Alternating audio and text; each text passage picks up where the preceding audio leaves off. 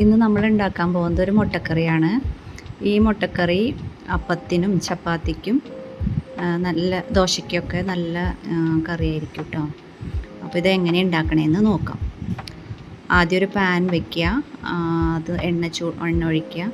അത് ചൂടായി കഴിയുമ്പോൾ കുറച്ച് 3-4 വെളുത്തുള്ളി ചതച്ചത് നന്നായി വഴറ്റുക. അത് നന്നായി മൊരിഞ്ഞ് വരുമ്പോൾ അതിലേക്ക് ഒരു മീഡിയം സൈസ് സവാള അരിഞ്ഞത് ചേർത്ത് നന്നായി വഴറ്റുക.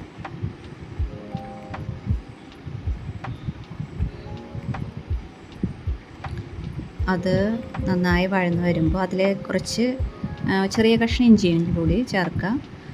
ഉപ്പിട്ട് നന്നായിട്ട് സവാള വഴറ്റുക.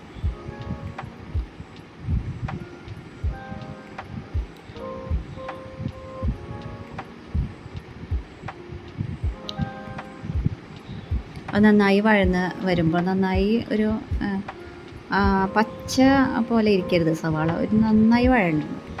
അതിൻ്റെ ആ സമയത്ത് അതിലേക്ക് 1.5 ടീസ്പൂൺ മുളക് പൊടിയും ഒരു 2 ടീസ്പൂൺ മല്ലിപ്പൊടിയും ചേർക്കുക. ഞാനിപ്പോൾ ഇതൊരു 5 മുട്ട പുഴുങ്ങിയിട്ടുണ്ട്. അപ്പോൾ അതിലേക്കായിട്ടുള്ള മുട്ടക്കറിയാണ് കേട്ടോ. അപ്പോൾ ഇത്തിരി എരിവുണ്ടാവും സാധാരണ. ഇനിയിപ്പോൾ നിങ്ങളുടെ ആവശ്യത്തിനനുസരിച്ച് മുളക് പൊടി കുറയ്ക്കുകയോ കൂട്ടുകയൊക്കെ ചെയ്യാം. ഇതിപ്പോൾ ഞാൻ ഈ അളവിലാണ് ഉണ്ടാക്കുന്നത്.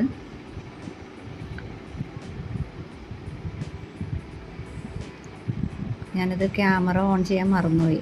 ഞാനിതിൽ ഇട്ടിട്ടുണ്ട് മുളക് പൊടിയും മല്ലിപ്പൊടിയും മഞ്ഞൾപ്പൊടിയും, പിന്നെ ഒരു 1/2 ടീസ്പൂൺ ഗരം മസാലപ്പൊടി അതും കൂടെ ചേർത്ത് നന്നായിട്ട് അതിൻ്റെ പച്ചമണം, പൊടികളുടെ പച്ചമണം മാറുന്നത് വരെ നന്നായിട്ട് ഇളക്കാം.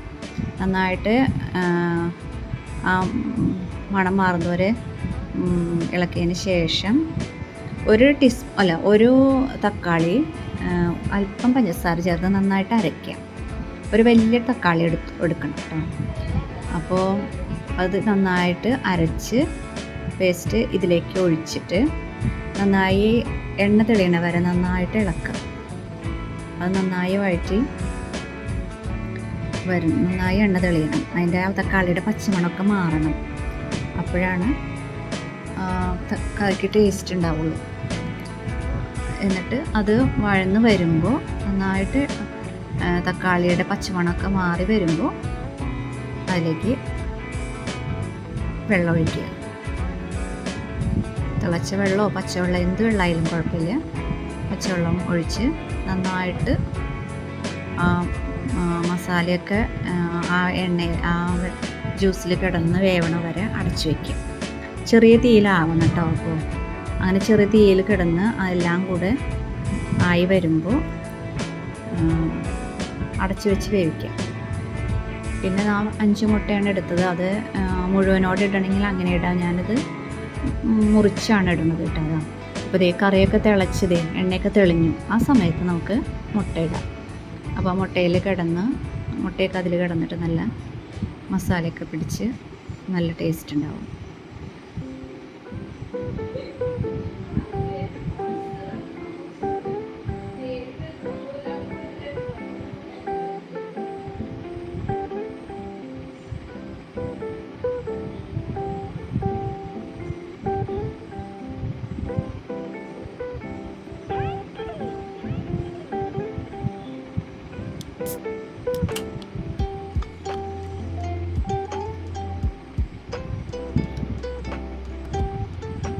അതിനുശേഷം കുറച്ച് മല്ലിയില ഇടുമ്പോൾ നല്ല ടേസ്റ്റാണ്. അതൊക്കെ ഓരോരുത്തരുടെ ഇഷ്ടമാണ്. മല്ലിയില ഇഷ്ടമല്ലാത്തവർക്ക് ഒഴിവാക്കാം. ഞാൻ അത്യാവശ്യം മല്ലിയില ഇട്ടിട്ടുണ്ട്. പിന്നെ ഓഫ് ചെയ്യാം. നമുക്ക് ഇത് മല്ലിയില വെതറി കഴിഞ്ഞ് നമുക്ക് പിന്നെ ആവശ്യത്തിന് ഉപ്പുണ്ടോയെന്നൊക്കെ നോക്കണം.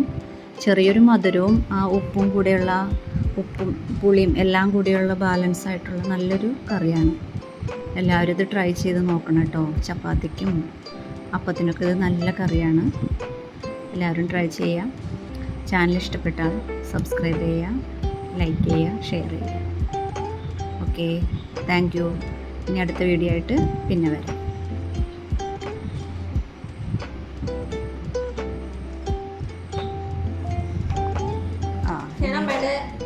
ചപ്പാത്തി മുട്ടക്കറിയും